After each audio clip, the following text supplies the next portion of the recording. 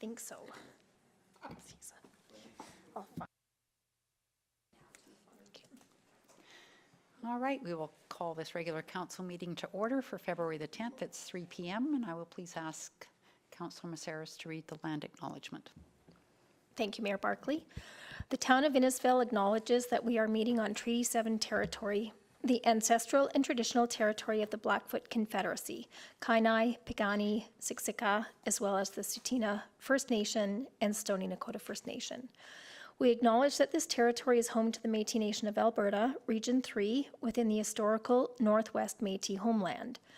We acknowledge the many First Nations, Métis, and Inuit who have lived in and cared for these lands for generations. We are grateful for the traditional knowledge keepers and elders who are still with us today and those who have gone before us. We make this acknowledgement as an act of reconciliation and gratitude to those whose territory we reside on. Okay, thank you. We'll move into 2.1. Are there any additions or deletions to the agenda? No? Can I please have someone make a motion to adopt the agenda as presented? Councillor Hystad. I'll make the motion to adopt the agenda as presented. Okay, thank you. All in favor? All right, carried. Thanks. And we'll move into 3.1, the regular council meeting minutes for January the 27th. Councillor Bates. I'll move those minutes be adopted. Okay, thank you. Any changes? No? All in favor? Carried. And then 3.2, the agenda and priorities meeting for February the 3rd. Somebody please move those. Councillor Maceras. Thank you, Mayor Barkley. I'll move those. Okay, thank you. All in favor? All right, thanks. So we'll move into 4.1 with CEO Becker and his report. Thanks, Mayor Barkley. Hello, Council. Council, the CEO report's there for your review. Just wanted to highlight on the second page, last meeting, Council gave direction to administration to coordinate a session with the Alberta Council to discuss inviting them to a community to deliver an information session on available grants for events and festivals. Just to update you on that action, there has been contact with the Alberta Council and secured a date of April 1st, 6:30 to 8:30 at the LLC. It's specifically a workshop for community organizations looking to access grant funding for events, programs, and projects with the target audience of not-for-profits, societies, charities, and others. So I'm just giving you a pre-notice as it goes out to community for invitation and information. And if there's any other questions to the report, I'd be happy to answer those questions. All right, thank you, CEO Becker. Does anybody have any questions? I don't see any. Please have someone make the recommended motion that we accept the report. Councillor Wing. Mayor Barkley, I would make the recommended motion. Thank you. All in favor? Okay, carried. And we'll move into 4.2 with the Senior Leadership Team Communications Workshop. Thanks, Mayor Barkley. Just Council, through different conversations, have expressed interest in building communications capacity. And with that, this report outlines some contacts made by administration with Catalyst Communications. Catalyst Communications is a highly professional communication firm, really geared towards municipalities and supporting council and organizations or municipalities with their communications, and seem to be leading best practices in that regard. With contact with Catalyst, they provided a scope of opportunity for you to review for a workshop to be held at a date confirmed by council. We did communicate with council offline with some dates. I know we need to work on that a little bit further, just to secure dates or look out further perhaps on a date. Again, the information is there for review and question. What administration is looking for is for council to consider making a motion to engage with Catalyst Communications for a communications workshop inclusive of council, senior leadership, and communications staff with a budget amount of $4,000 to be funded by the operations budget. All right, thank you. Could I please have someone make the recommended motion? Councillor Bates. I'll move the motion as it's written. You want me to read it? For council to contact Catalyst Communications for a council senior leadership team, SLT, communications workshop for the budget amount of $4,000 to be funded from the 2025 operating budget. Okay, Okay, thank you. Does anyone have any questions? If not, we can talk about the date after. Sure. See if we can find something that suits everybody. Okay, so we have a motion. All in favor? All right, carried. Thank you. We'll move into 4.3, a request for decision on Municipal Policing Committee. Thanks, Mayor Barkley. So as in 2022, the provincial government passed Bill 6, the Police Amendment Act, which requires all Alberta municipalities to have a civilian governance oversight body, i.e., or other words, a policing committee. The legislation outlines how each municipality would participate with such a committee. So I just wanted to just highlight that there's two models or contracts with RCMP in Alberta. Plus, there's also municipalities that have their own police force, such as the city of Lacombe, town of Tabor, Camrose has their own, so some of the big urbans too, but so they have their own jurisdiction. Outside of that, the rural municipalities, such as the counties, MDs, improvement districts, etc., they would be under the Provincial Police Servicing Agreement, so PPSA, and municipalities 15,000, 5,000 and higher would have such things as a Municipal Police Servicing Agreement, so MMPA. So that's kind of the highlight of the report. Just going into the bottom of the first page, so every community that I mentioned, every municipality would follow within the jurisdiction of a Provincial Police Advisory Board, a Regional Policing Committee, and Municipal Policing Committee. So and I will read the second page, just I think it's fairly clear. Communities policed under the PPSA include communities under 5,000 population or are considered a rural municipality. So, for example, Penhold under 5,000 would be a PPSA. The county of Red Deer would be a PPSA based on that definition. These communities would be represented by the Provincial Police Advisory Board based on the legislation. Communities with a population of 15,000 or greater, policed under a MPSA, are required to establish a municipal policing committee. Communities with a population of less than 15,000, policed under a MPSA, are required to participate in a regional policing committee and could opt out to establish their own committee based on the legislation. Opting out of a regional committee requires ministerial approval. Town of Innisfil, as you know, since 2019 has had their own policing committee, and its administration's recommendation to seek the ministerial order to opt out of the regional policing structure.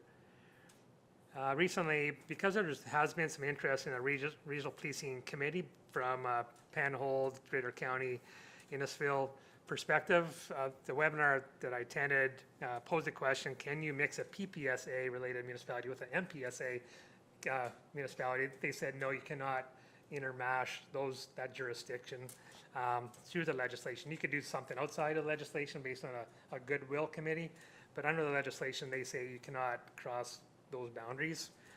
And with that, I think we're well suited since we're well established through the policing committee that's been established and has evolved since that time, 2019. It's recommended, the recommendation is for council to consider as per the motion, recommended motion. All right, thank you, CEO Becker. Could I please have someone make the recommended motion? Councillor Wing.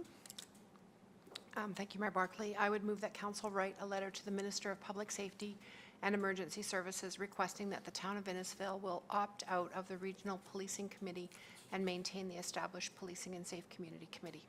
All right, thank you. Any questions? No, it might be a good idea to send along the community safety and well-being document that we have with that letter so they can see what we're doing here. And okay, all in favor? All right, carried. And we'll move into 4.4, the council action control. I can update on the one item, council broadband capacity. We'll strike off December, January, and strike off February too, and TELUS is slated to come for March. So we're making gains, but we're so close, but yet not so close. All right, thanks. Just have somebody make a motion that we accept the council action control as information, please. Yeah, I'll move that, Mayor Barkley. Okay, thank you. Any questions about anything on the list? All in favor? Okay, carried. Okay, we'll move into 5.1 with Director Kennedy and asphalt and concrete crushing. Thanks, Mayor Barkley. So a little background. So the town collects concrete from sidewalks and curb replacements that we do within our capital projects, as well as asphalt millings. We stack it out at the town yard. Every 5 years, roughly, we look at doing a crushing of those piles. That material is then used for road structure, for lanes and parking lots. We have approximately 9,000 cubic meters of material to be crushed. Estimated contractor value for that material would be in that 200 to 250,000 range if purchased through contractors. We did do a request for quote on January 9th, posted on APC and the town website, closed on January 24th, where we did receive 10 bids, quotes.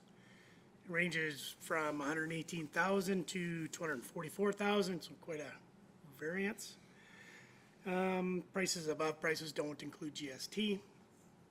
It is our recommendation to proceed with the low price contractor, Shawnee Excavating, as we do have some experience with them in the past. The project is within the budgeted amount of 150,000. Any questions? All right, thank you, Director Kennedy. Could I please have someone make the recommended motion? Councillor Hystad. Thanks. That council approves the award of asphalt and concrete crushing contract to Shawnee Excavating for the contract amount of $118,380 to be funded from the Infrastructure, Capital Maintenance, and Repair Reserve. All right, thank you. Does anybody have any further comments? Councillor Maceros? Thank you, Mayor Barkley, through to Director Kennedy. I'm just curious, thinking about the difference in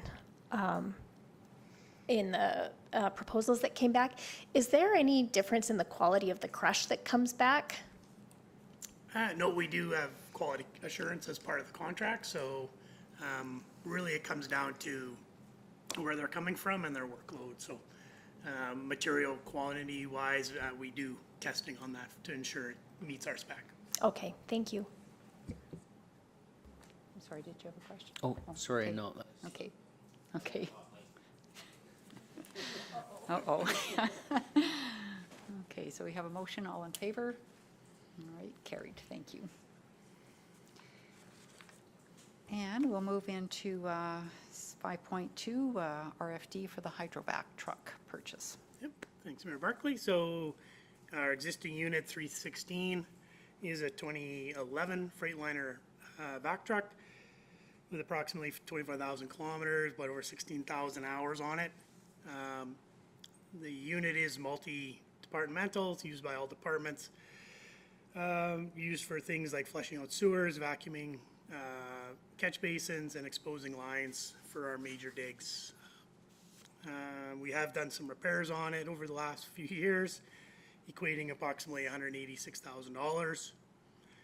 The unit itself freezes up easily during the winter, so not a very usable unit in the wintertime. So the new unit will be replaced, will be conditioned for all seasons.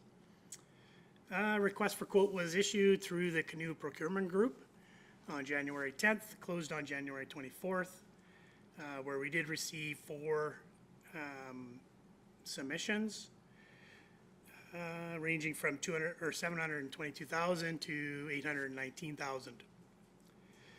A little background in regards to the Canoe Group. It is our first time purchasing, looking at that procurement for our units. So what it is municipal associations across Canada have partnered to create this Canoe Procurement Group. It's one of the largest public sector buying groups within the country. By combining the purchase power of over 5,000 public and nonprofit organizations throughout Canada, Canoe is uniquely positioned to get members across the wide range of trades, services, and at preferred rates. The procurement group is compliant with the Canadian Free Trade Agreement as well as the Northwest Partnership Agreement as part of our procurement requirements. Based on the price and meeting the required specifications, it is our recommendation to purchase the 2025 Freightliner Hydrovac truck from Joe Johnson Equipment for the total purchase price of $722,561.76, as well including a budget of $10,000 for additional accessories for the unit to be trucked out or tooled out. That'll be coordinated though through the town. I'll take any questions. All right, thanks, Director Kennedy. Could I please have someone make the recommended motion? Councillor Bates. Yes, I'll make the motion that council approves the purchase of one 2025 Freightliner 2-vac Coy Wolf Hydrovac truck from Joe Johnson Equipment for the total price of $722,561.76 to be funded from the Utility Fleet Capital Reserve and Fleet Capital Reserve. Two things, same thing. I do have a question. Yeah, for sure, go ahead. In the price and in the budget, and what's the disposition of the old truck? What's its fate going to be? We'll get taking it into auction. We don't have an idea of what that value, trade-in value would be, auction value, just because of the year, the hours. We don't really know what it'll bring us. Okay, and none of us will know, but it will be auctioned. That's the. Yep. Okay. Thank you. Councillor Heistan? Yeah, I think, thanks, Your Worship. To Director Kennedy, my question was similar to Councillor Bates. I guess for this new unit, you guys feel it's much more equipped to face the colder weather and that, and I think that's probably the main reason why we're getting rid of that old one, because it seems like it's not doing its job, right? I remember when that one was purchased, and it was actually I sat on that council at the time, so it's unfortunate it couldn't last a little longer, but it is what it is. So I'm assuming this one should last longer than 14, 15 years. I hope. I guess that's the question. Is that the indication? At least 20 years? It really comes down to our strategy for heavy equipment is based on years, which is that 15 to 20 year range. As well, it comes down to hours as well. One of the things that we need to look at in our fleet strategy is not only years, but hours. So we'll be looking into putting a little more detail into that. But yes, anticipated same amount of years for this unit. Yeah, thanks a lot. And it's a lot better than contracting that out every time we have issues as well. Thank you. Okay, thanks. Councillor Maceros? Thank you, Mayor Barkley. I think maybe Councillor Heisted just answered my question, which was through to Director Kennedy. What do we do with the calls that come in the winter and this vehicle can't be used? Councillor Mazzaro, so, we have to hire out that service. It does, it starts to add up in our operating costs, but this would then help us with that.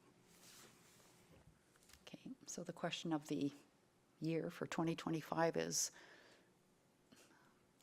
Canadian, American, other? This is, it's actually built out of Leduc, so it is a Okay, thanks. Alberta unit, so. Yeah, okay, Alberta's even better, okay, sorry. Should have looked that up before I asked you that, but. Okay, so we have a motion, all in favor?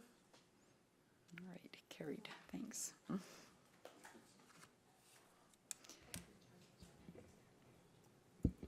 And we'll move on into 6.1, affordable housing order with Director Vickers. Thank you, Mayor Barkley. So the Government of Alberta has recently identified housing as a key focus area and recently has taken steps to ensure that property tax exemptions support the provision and delivery of affordable housing. The Municipal Affairs Statutes Amendment Act in May 2024 amended the MGA to include property tax exemptions for affordable housing accommodations. And then to support that, in August of 2024, a Ministerial Order 2024-11 establishes the criteria under which a housing accommodation can be designated as affordable housing. So there's 3 qualifying factors. So they have to have an agreement with some level of government, either the Government of Canada, the Province of Alberta, or a municipality. They must offer rental rates below market rates, and that actually has to be written into their agreement. And then they must be owned or operated by a not-for-profit organization incorporated under whichever relevant provincial act that they have. And starting January 1st of 2025, properties designated as affordable housing accommodations will automatically be exempt from municipal property taxation.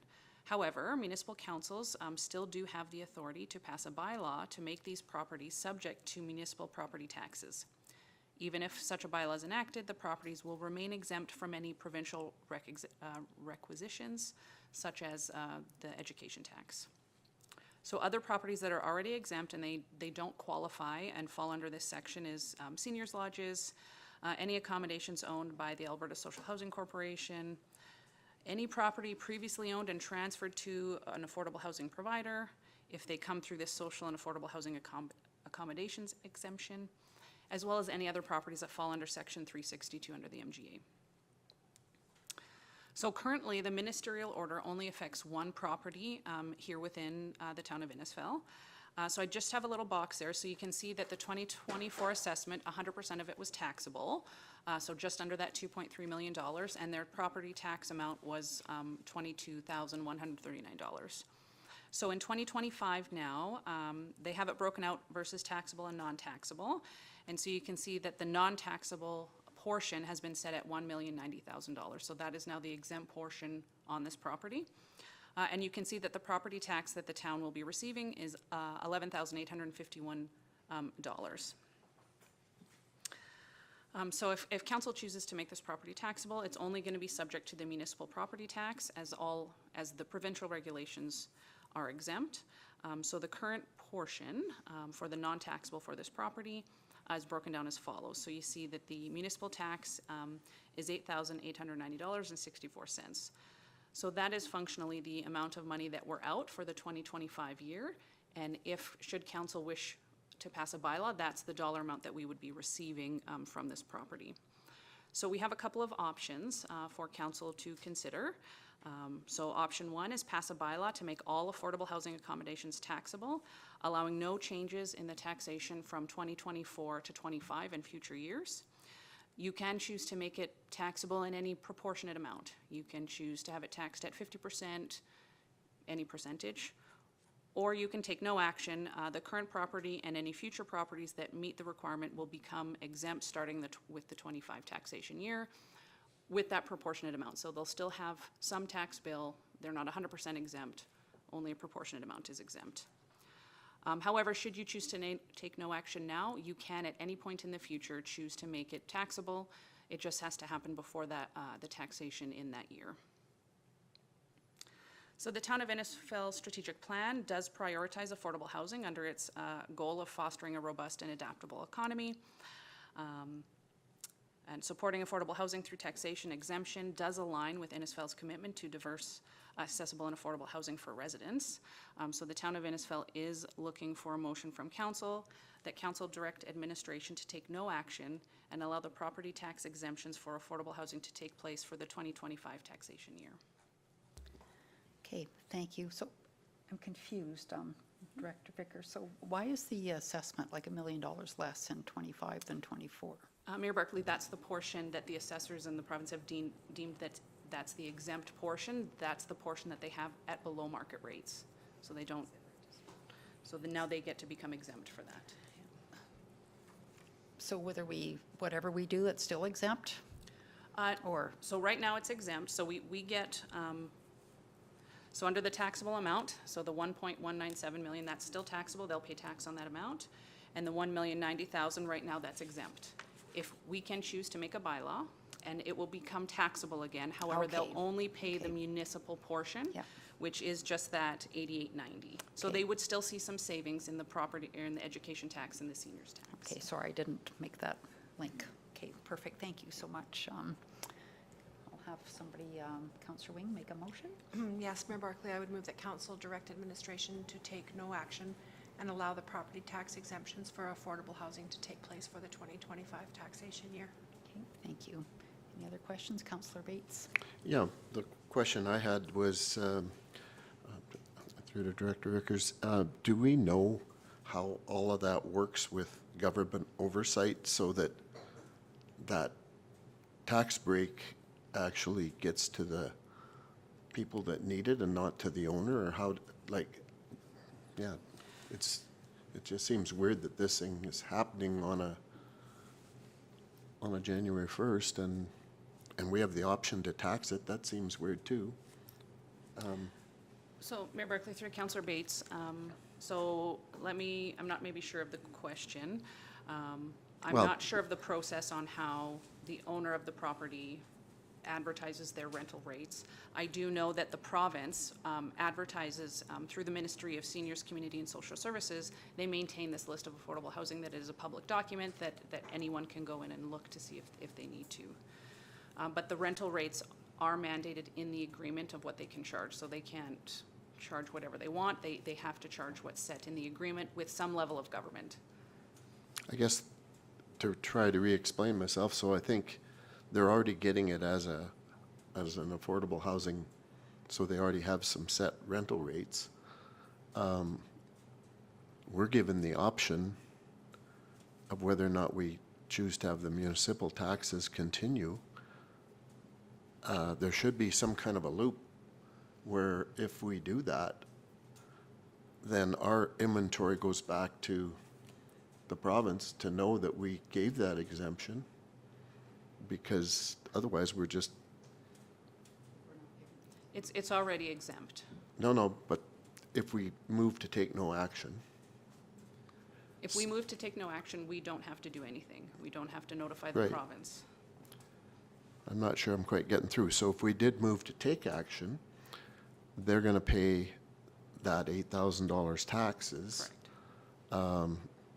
So they're either going to pay it or they're not. I'd like to be assured that by us giving it up, which I'm willing to do, that the residents benefit from it, not just the owner.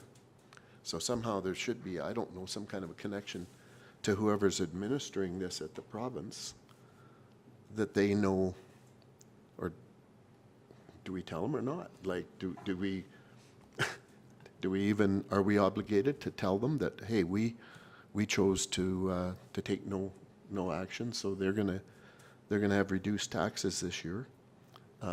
We want to make sure that where that money goes, or part of it, or it just seems strange the way it's administered or not administered. Yeah, sorry, Councillor Bates, I don't have any knowledge of that. We weren't under any direction to notify them one way or the other if we were going to make a bylaw to make them taxable or not. Yeah. Anyway, it seems strange. I'm willing to go along with the motion. It just, I wish I knew what the result would be to the people that need it.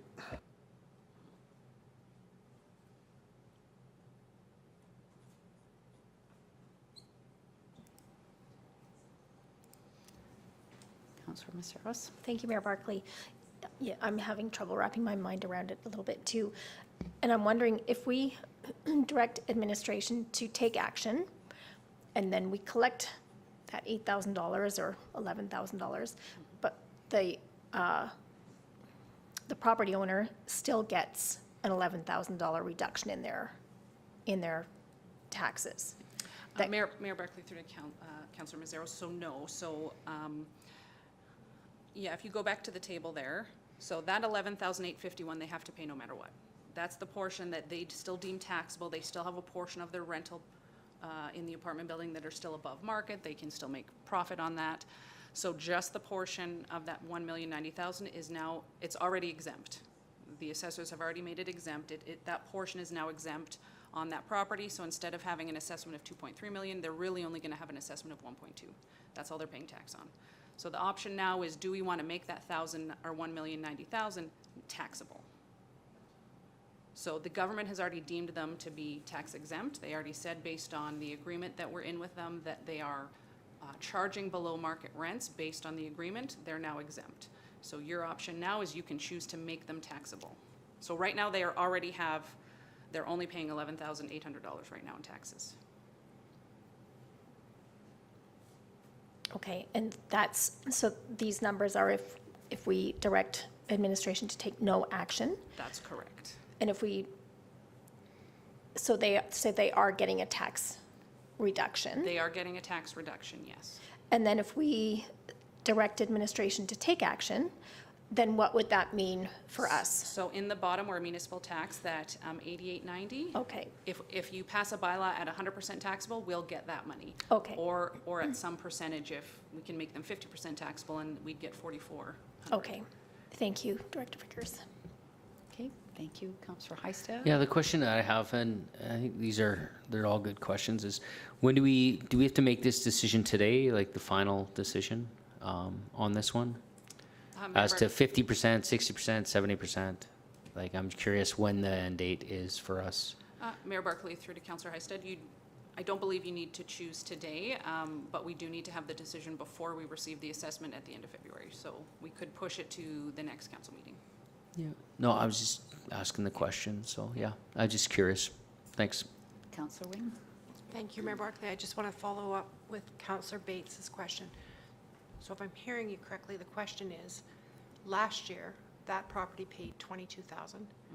This year, they would pay $11,000. Does the tax reduction impact the rent of the people that are on the affordable side? Does it drop their rent? Is that the question, Councillor Bates, essentially? Yeah, that's my question, Yeah. and I actually lit my mic up again because I'm realizing the big benefit here is going forward, future builds or somebody Absolutely, else coming yes, in. yeah. But it just seems like a void there that the province wouldn't be telling us that they have some Right. hand in what happens to this tax reduction. So the question is because... There should be something that we are. Right. Those rental payments are in a contract. So does the contract then, is the contract amended after that to reflect, or can it be to reflect a reduction in rent? Mayor Barkley, through to Councillor Wing, I don't Don't know. know. No. That would be between the Good question. government and that business owner. Yeah, and I would say just from insights into Parkland Foundation, I mean, that they are filing statements with Yes. the government sees. Yeah.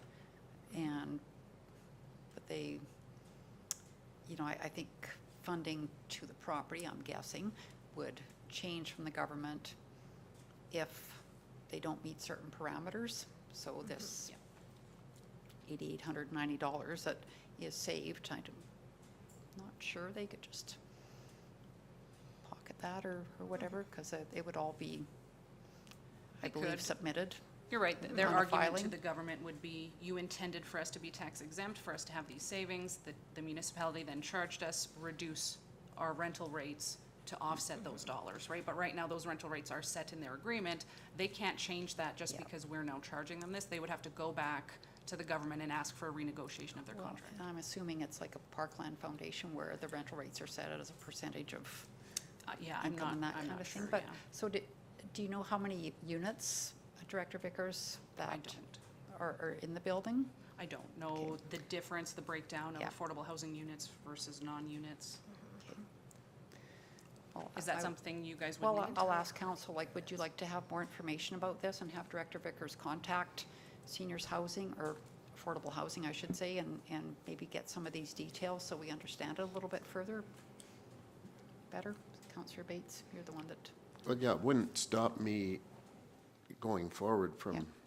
for future, but I think that's a very simple question that we should ask. It just, and if nothing else, maybe it will ensure that somebody gets, and I'm sure the owner could make a case that they should keep some of it, whatever, that's fine. It just would be nice to know that there's some kind of a loop in the government that would make sure that it doesn't just become, just the way it's presented, there's no, yeah, on the current one, not talking about going forward, that would be, that's And my Mayor personal. Barkley and Council, the only thing I'd say that this would be overreaching to any affordable housing project. Yes. That this bylaw, you can't specify out for one specific property. Right. So if someone came to us and they had another agreement with the province of Alberta and they were building something, they would automatically fall under this same Yeah, I think the it'd be same. wise to find out a little bit more, because there may be properties in the future that are, just so we understand it, not saying that it's a bad thing, but just so that we understand it a little bit better. Does that make sense? Well, yeah, and it does say too that you can change your mind, and it's a real weird situation to, I guess I think we should ask some of those questions back to whoever wrote the letter and see what kind of an answer we get, and not delay it beyond whatever it needs to, an Well, it's answer. from Minister Jason Nixon's Nixon? department, but reach out to his ministry and, Mayor Burke, Yeah. just, oh, sorry. It's okay, yeah. Mayor Barkley, I would agree with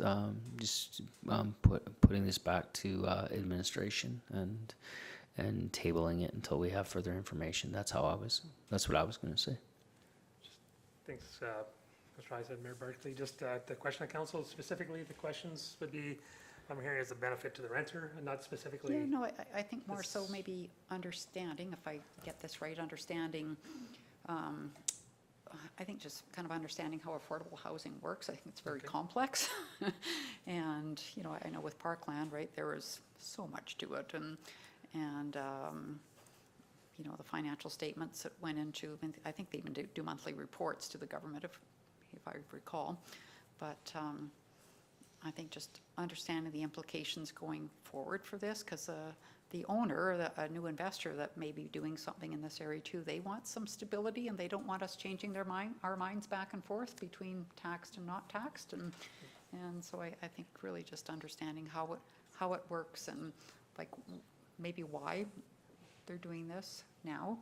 And I'm curious, and maybe you don't want to say, and I get it, because we don't need to identify the property, but why it's not fitting into exempt properties already.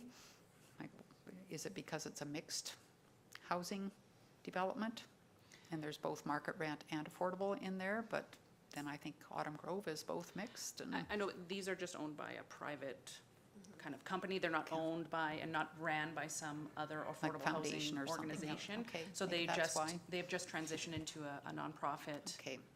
designation, and then applied to the government Yeah. to have this, because they are doing some market rent.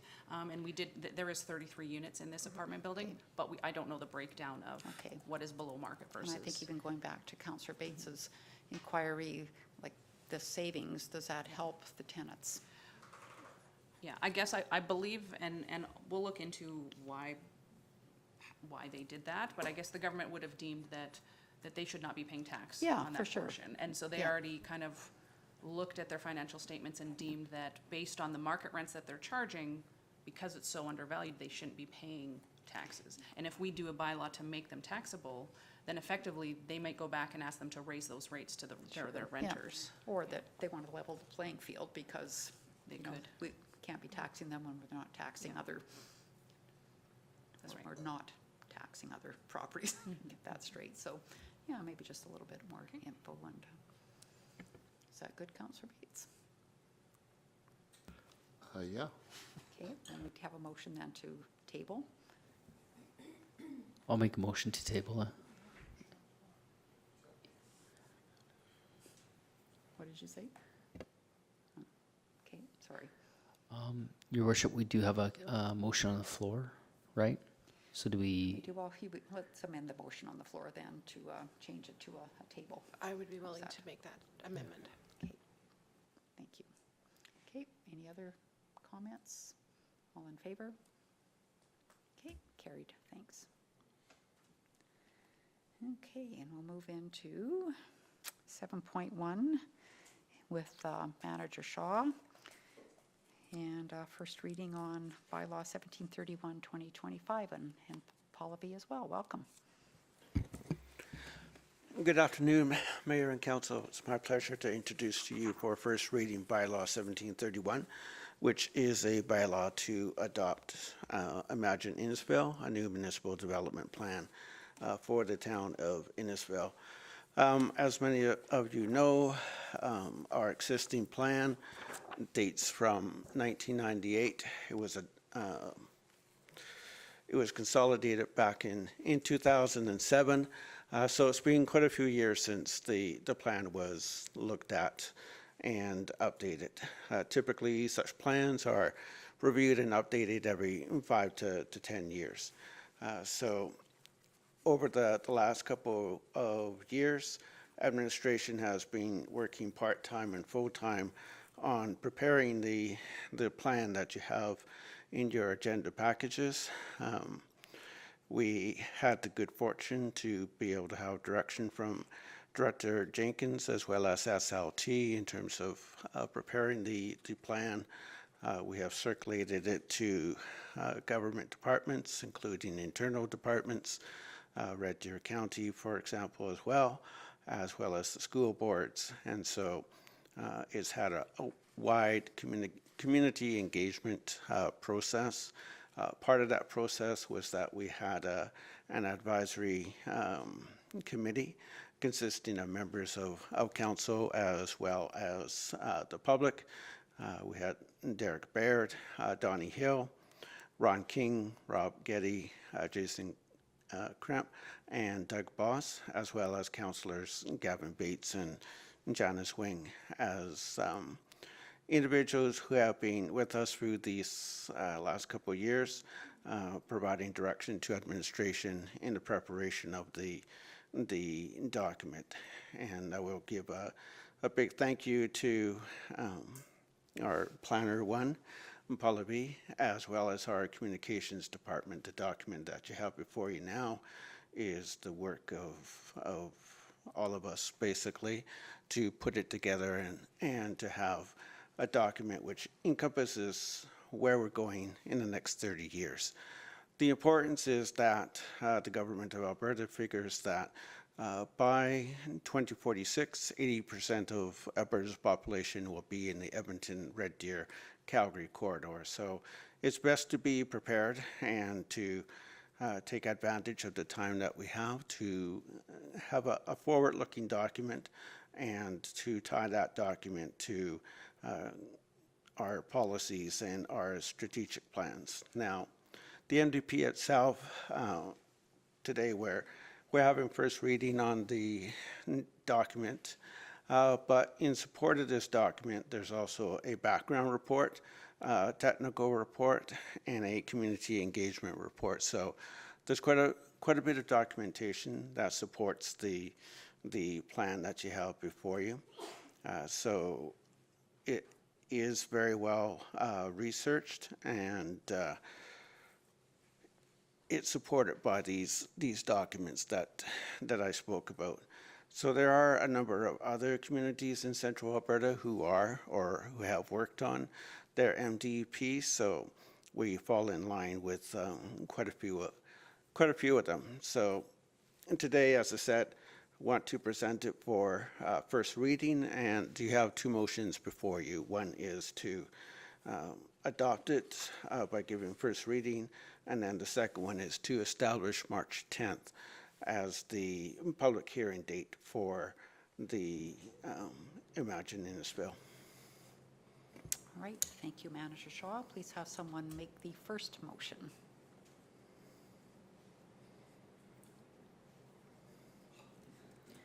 Councillor Wing. Thank you, Mayor Barkley. It is my motion that council considers first reading of bylaw number 1731-2025, being a bylaw to adopt Imagine Innisfil, a new municipal development plan for the town of Innisfil. Perfect, thank you. Does anybody have any questions? No? All in favor? Okay, carried. And then I'll have somebody please make the second motion. Councillor Bates. Sure. I'll move that council establishes March 10th, 2025 at 3 p.m. in the council chambers of the town of Innisfil, town office being 4943 53rd Street, Innisfil, Alberta, as the public hearing date and location to receive input on bylaw 1731, 2025. Right, perfect, thank you. Any questions? No? All in favor? All right, carried. Thank you, Manager Shaw and Paula B. for the great work.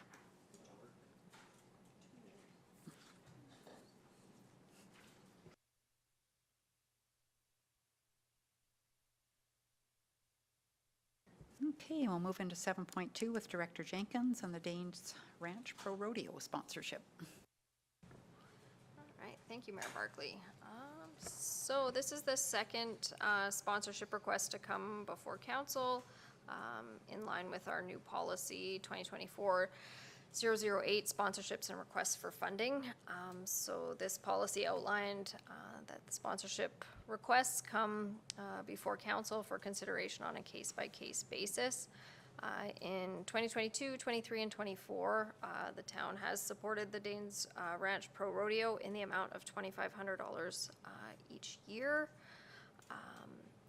Currently in the 2025 operating budget, there's $5,000 has been identified for sponsorships of these types. Last month, council did approve $1,100 to be put towards sponsorship of the Harvest Festival. So council has about $3,900 remaining for 2025. So we are just looking for a motion to indicate the extent of sponsorship council is looking for the rodeo this year. All right, thank you, Director Jenkins. Could I please have someone make a recommended motion and put a number by the dollar sign? Councillor Hystad. I'll make a motion that council provide sponsorship for the 2025 Dean's Ranch Pro Rodeo in the amount of $2,500 to be funded from the 2025 operating budget. Okay, thank you. Any comments? I had a question. When I was looking at the package, and if we do donate $2,500, it says it's the Kiss Cam. I don't know if we should. So I don't know. I just thought I'd throw out the same number, and it's kind of a goofy thing to sponsor, but I don't know. Might get some good publicity out of it. So Maybe. Or maybe we don't have to sponsor that. We could also, they could break it up and do some of Do the other something packages else. too. Well, they've got the $1,000 packages to be a local sponsor and do some different things, but we'll leave that to you, Director Jenkins, to determine. Councillor Bates? Yeah, I was just going to say, I don't think we've ever directed it before. It was just an amount. But if Councillor Hystad wants it to be the Kiss Cam. hi. I just thought I was reading the package, so I was like, hey, I don't think they had that before. I don't remember that. yeah, I don't remember that. So we could get some mileage out of it. Town of Innisfail Kiss Cam. No. Okay, all in favor? All right, carried unanimously, thank you. And we will move into correspondence and information, 8.1. I think we want to just chat about the Remembrance Day crosswalk here a little bit with CO Becker. I can introduce the correspondence, Mayor Barkley. So yeah, we received an email from one of Innisfil's finest youth, engaged Ava Helton, has an idea to work with the community to enhance the Remembrance Day celebration, crosswalks, so painting sidewalks with soldier silhouettes on both sides of the crosswalks to commemorate Remembrance Day. The idea of having town of Innisfail have the sidewalk from the Legion to the Cenotaph painted red and white with two silhouettes of two soldiers at each of the end of the crosswalk. Eva highlights other communities that have done so, and she outlines some research she's conducted on potential costs of a project. Received this email, responded back to her, acknowledging receiving it. It has gone to SLT in one of our meetings, but really no action based on really looking at council's interest in this program. This would obviously complement the banners that are already in play in cooperation with the community. Just looking at council, just determine if there's interest in town participation or advancing this project onwards to the Legion perhaps. Yeah, I had received an email, I don't know, last October, maybe late October, because I remember asking CO Becker like 6 days before Remembrance Day, can you paint a sidewalk, crosswalk? And it was, no. But so there was some interest in the community at that point in time. I asked that person to send an email, which they haven't, but there was also a conversation, casual, with a Legion member that was interested too. I think they'd seen the Cochrane news. So personally, I would like this to go to the Legion, and, you know, they already do such a great job with the banner project and everything, and whether they want to take something like this on, and if there'd be sponsorships, I guess it's all great as long as there's no snow come November 11th and the crosswalk is showing, which it may not be, but I think that'd be the organization to leave this with and see how they would like to proceed, is my opinion.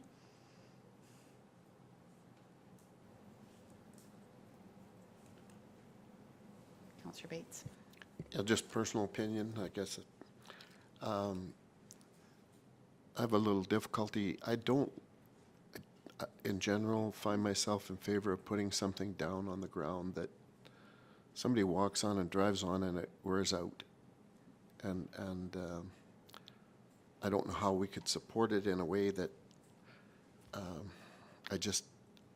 I mean, last budget we were looking at cutting scholarships and all kinds of things, and I know we do fireworks, and there isn't much left when they're done, Well, but everything is a choice, and there's no end of, so I agree with the mayor. Let's pass it on to the Legion for their thoughts. I think we also, I mean, we support the hanging of the banners and all that sort of thing too, and at some point, it's that decision of what you put taxpayer money to, and so I have a little difficulty, and it's not just, it would be any art that we lay down that somebody's driving over and we're walking over, and then you know within a couple months you're probably going out there and painting it the color of the road so that it looks better.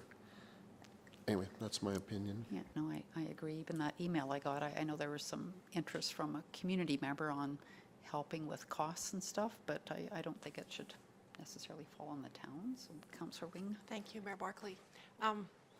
So, just a different perspective on this. A number of years ago, I was involved in an exercise where the facilitator said, close your eyes. You've been dropped into another community. Open your eyes. How can you tell where you are? So if you imagine yourself on November the 11th, which this is what I experienced, and we'd been seeing these conversations, walking east along Main Street.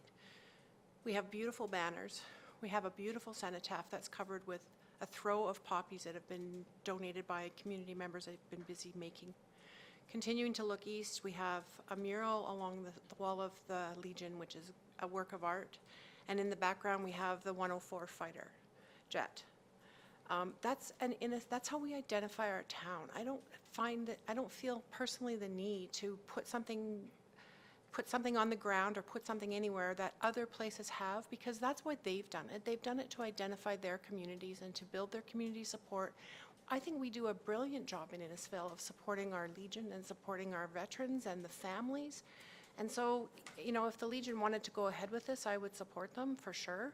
But I honestly don't see the need. I think we have the most beautiful Remembrance Day public art display in our community now, and I just don't see the need to do more than that. Thank you. Okay, thank you. So, do you need a motion or anything, CO Becker? Or you'll just go back to this young person and have them contact the Legion, and the Legion can figure out what to do. Right? I have enough there. Okay, perfect. So we'll just have a motion to accept the correspondence as information then. Councillor Maceros. Thank you. I'll make that motion, Mayor Barkley. Thank you. All in favor? Okay, carried.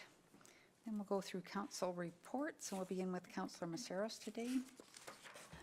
Thank you, Mayor Barkley. The only thing I would like to report today is that I'll be sitting in for Councillor Dunham at the Age-Friendly Committee meeting this week. Okay, thank you. And Councillor Bates? Yeah, I had almost nothing. I actually submitted it a day late, and so basically last week just had the Member of Parliament meeting, and this week I have the Water Commission as the main thing. Okay, thank you. And Councillor Wing? Thank you, Mayor Barkley. Yes, last week I was part of the meeting with MP Dreeshen, and I don't have anything to report this week. I'll probably drop in at McDonald's on Wednesday morning and have coffee with the RCMP. Okay, Thank you. And Councillor Hystad? Yeah, thanks, your worship. Just the only thing that I did last week was the historical village, and pretty much just got home from holidays when I was, so, yeah, that's about it. Thank you. All right, thank you. And I don't think I have anything to add other, well, I will add, was in a CAPE Advanced Manufacturing Committee meeting this morning. So on Wednesday, Councillor Maceras is going to be doing a lunch and learn at noon with Excellence in Manufacturing Consortium and talking about their provincial survey that's going on right now. So I think that has gone out to CAOs and EDOs and whatnot. So if anybody from council wants to attend, that's certainly available as well. So, okay. And we'll move into anything for open mic today. Mr. King?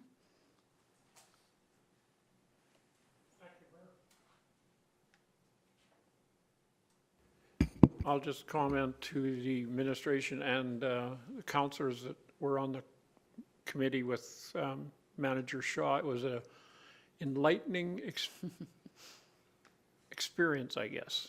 Some nights were pretty dry, but it was a great deal of work to get that to look out 30 years from now. Just a comment about the sidewalk, Councillor Wing. I completely agree with you. And if it did come to the Legion, I'm only one member on the executive, but I would definitely vote against it.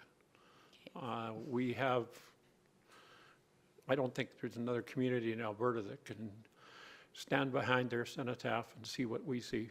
Thank you. No, thank you for that, Ron. Appreciate it. Okay. And we'll move on to upcoming events. Just have a motion, please, to accept the upcoming events as information. Councillor Bates. I'll move. So move. Okay, thank you. All in favor? Okay, carried. And we'll have a motion to go in camera, please. I'll make that motion, Mayor Barkley. Thank you, Councillor Wing. All in favor?